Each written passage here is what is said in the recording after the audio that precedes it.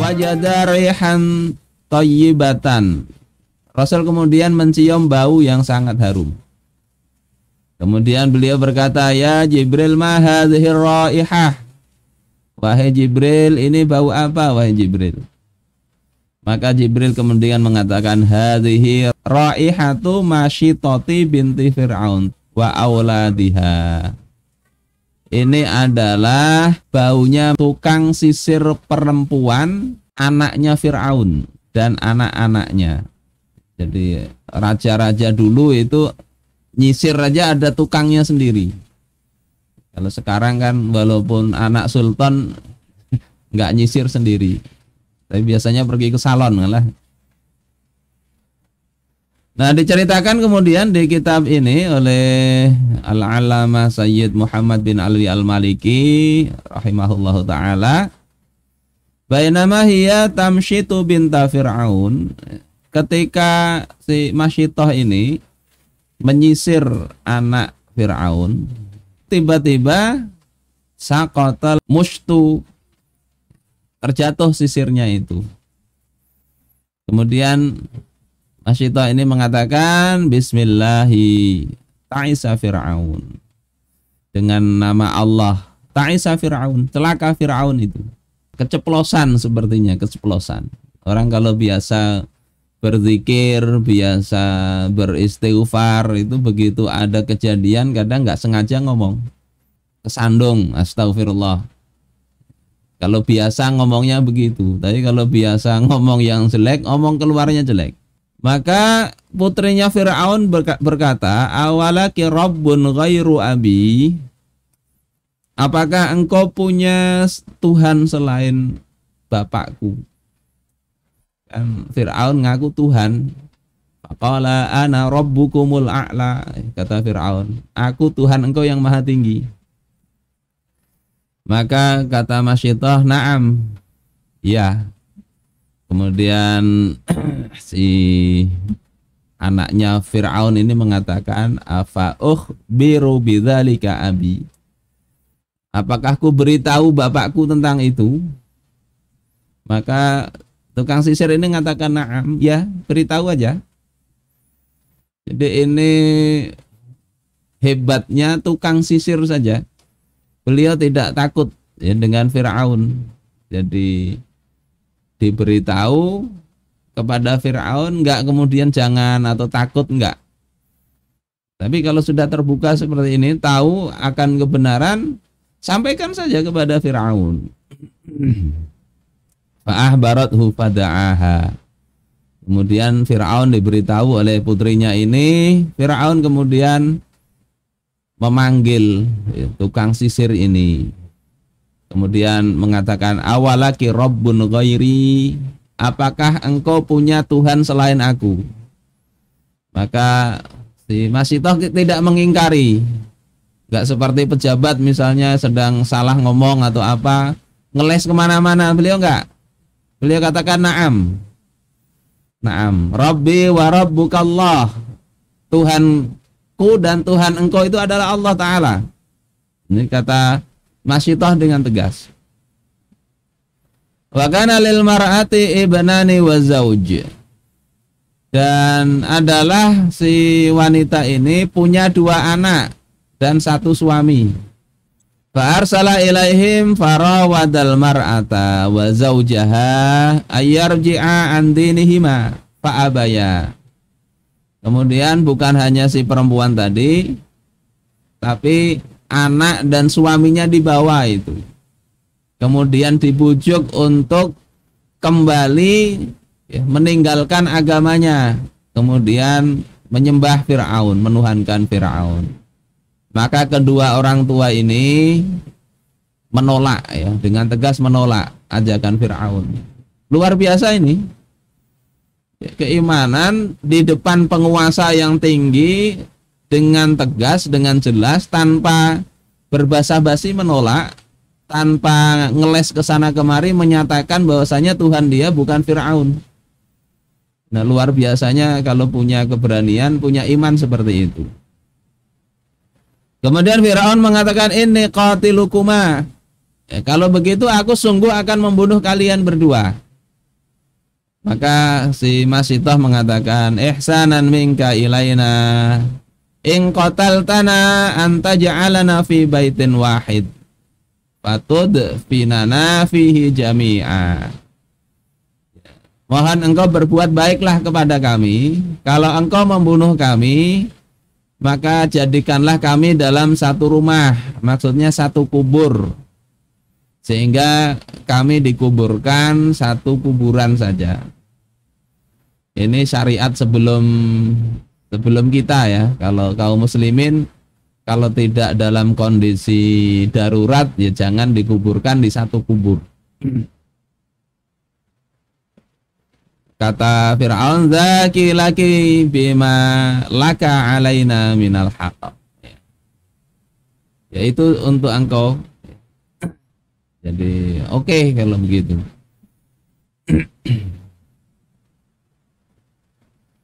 Kemudian fa'amara bi baqaratin min nuhasin fa'uhmiyat.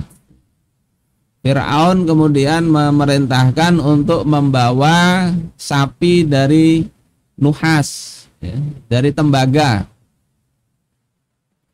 kemudian dipanaskan. Ini kalau browsing di mana itu, di Google, akan ketemu ini alat penyiksaan pada masa lampau. Jadi bentuknya seperti sapi, kemudian ada di perutnya itu model kayak pintunya.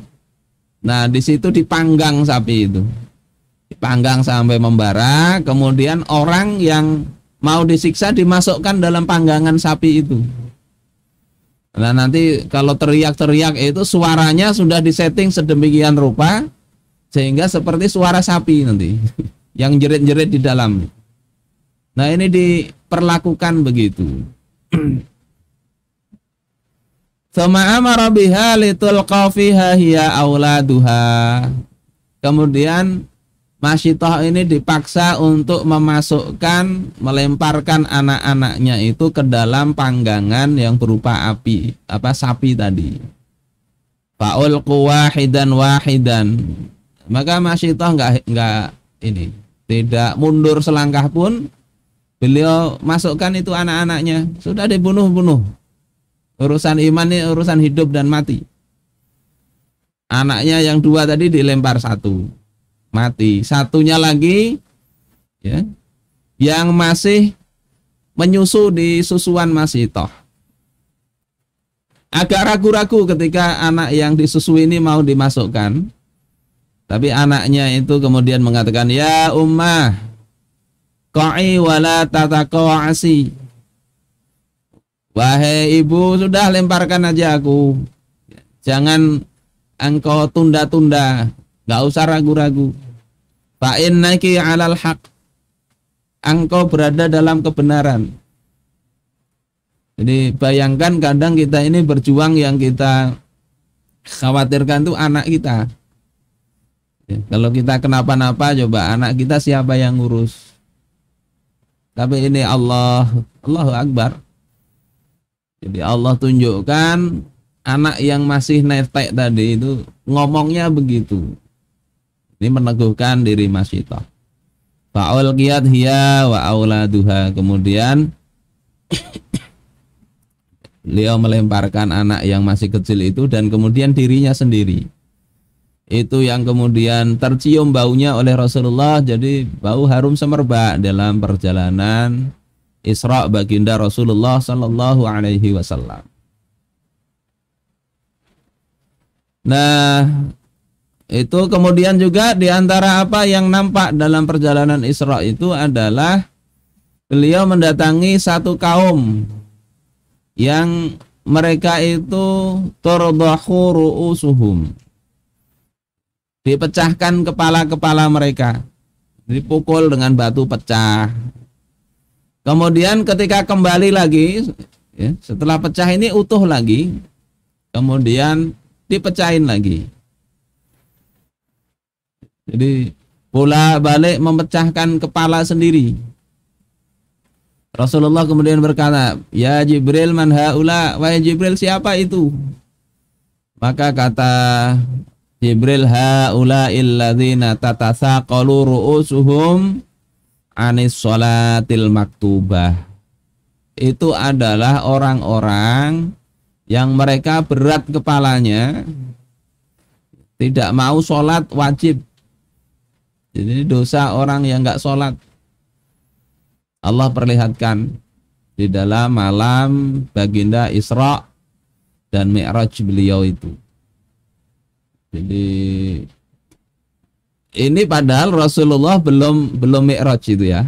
Karena sholat itu kan awal-awal itu sudah disuruh awalnya 2 rakaat sebelum peristiwa Isra dan Mi'raj. Saat Mi'raj itu dapat perintah sholat 5 waktu itu. Dan itu perintah yang berat, kecuali orang-orang yang khusyuk itu akan merasa ringan dengan sholat itu. Nah, di antara yang diperlihatkan lagi itu adalah orang yang enggan berzakat. Ya, maka mereka itu akan makan ad-dhari wa zakkum, dari pohon-pohon yang binatang pun nggak mampu memakan itu. Kemudian dilemparkan ke neraka jahanam. Man haula ya Jibril, siapa mereka itu wahai Jibril? Maka Jibril mengatakan haula illadzina la yu'adduna shadaqati amwalihim. Mereka itu adalah orang-orang yang mereka tidak menunaikan zakat harta mereka. Jadi makanya perlu hati-hati sekali ya, orang kalau punya harta, punya tabungan, dizakati tiap tahun.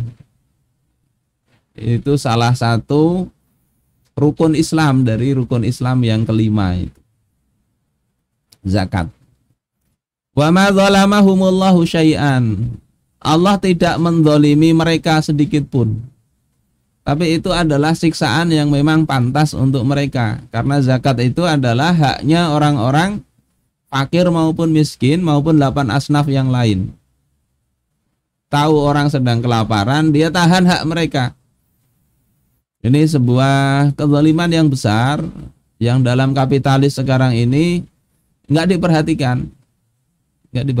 Dalam sistem Islam, orang tidak membayar zakat bisa dikenai takzir itu.